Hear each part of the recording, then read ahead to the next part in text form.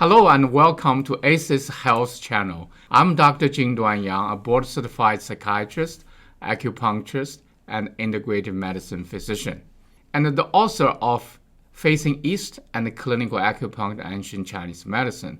I'm also the creator of the ACES model of medicine and health. And I'm Sheridan Genrich, a clinical nutritionist and naturopath, and the author of DNA-Powered Health.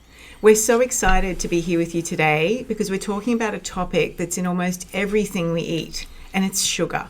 Is sugar really that bad? Well, that's what we're going to dive into today.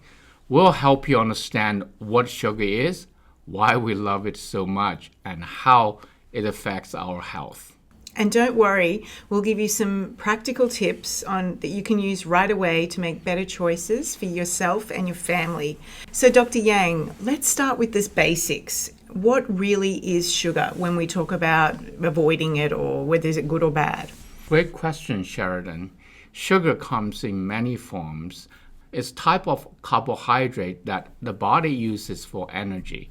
The most common forms are glucose, fructose, and sucrose, and they all behave a little differently in the body. Since you're a nutritionist, Sheridan, could you explain to our audience what's the difference between glucose and the fructose, why it matters where we get them from? Sure. It's a big question because there's a scale with both. But glucose is the body's main fuel source, and it raises blood sugar levels quickly because it's directly absorbed into the bloodstream. Fructose, on the other hand, is metabolized in the liver first. It also raises blood sugars, but a little slower. And too much fructose can actually overwhelm the liver and lead to fat storage. That's why it's important that we look at the source of the sugars that we're eating and whether it's whole fruits versus sodas versus syrups. That's a great point. The source of sugar really matters. And speaking of sources, let's talk about why sugar is so addictive and why we crave it so much. Sheridan, you work with a lot of people trying to cut back sugar. Why do you think it's so hard for most of us to give it up? It's because sugar makes us feel good, at least temporarily, as it releases the dopamine, the feel-good hormone in the brain. And it's a bit like getting a reward every time we eat or drink something sweet. So it can become very addictive over time. But I know there's an evolutionary perspective here. So Dr. Yang, can you explain why humans have such a strong craving for sugar? Of course, for our ancestors, sugar was a quick and valuable source of energy, especially when food was scarce. It helped them survive, but now with sugar added to so many processed foods, we consume far too much, more than our bodies are designed to handle. And that's where the problems begin. Oh, and those problems can get pretty serious. So let's a bit closer at what causes the harm to our health from sugar. Dr. Yang, can you explain what happens when we eat too much sugar? And what's going on behind the scenes? When we eat sugar, it causes a spike of blood sugar, and your body releases insulin, a hormone that helps move sugar from your blood into your cells for energy. But when we eat too much sugar, especially refined sugar, this system gets overwhelmed, leading to insulin resistance. And Sheridan, from a nutritionist perspective, what happens when people rely on sugar foods for energy throughout the day? Oh, wow. Yeah, there's so many issues that can come up.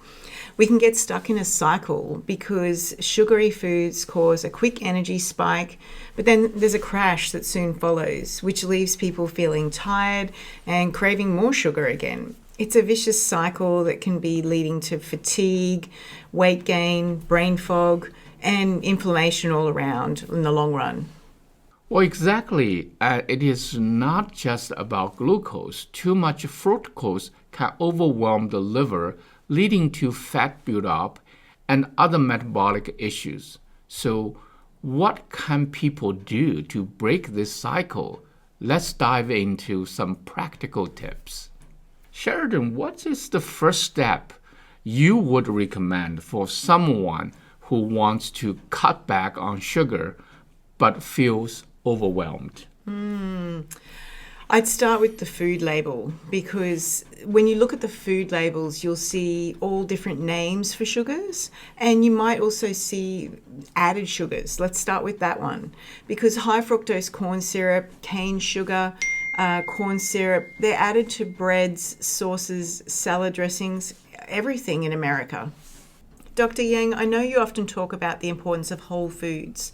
So when it comes to sugar, what's really critical for people to know? Whole foods like fruits and vegetables come with natural sugar, but they are paired with fiber, vitamins, and minerals.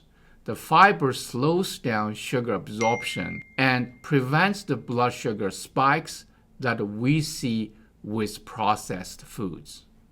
And Sheridan, how do you recommend people balance their meals to reduce sugar cravings? I would focus your meals around protein, healthy fats, and fiber. So when you look at your plate, they're the basics that you should start with. This combination will help you feel full for longer, as it stabilizes your energy. You're much less likely to then crave the sugary snacks because you've got the building blocks needed for your cell. And if you have any questions on other topics you'd like us to cover in the future, please let us know. We'd be more than happy to address them. We'd love to hear from you.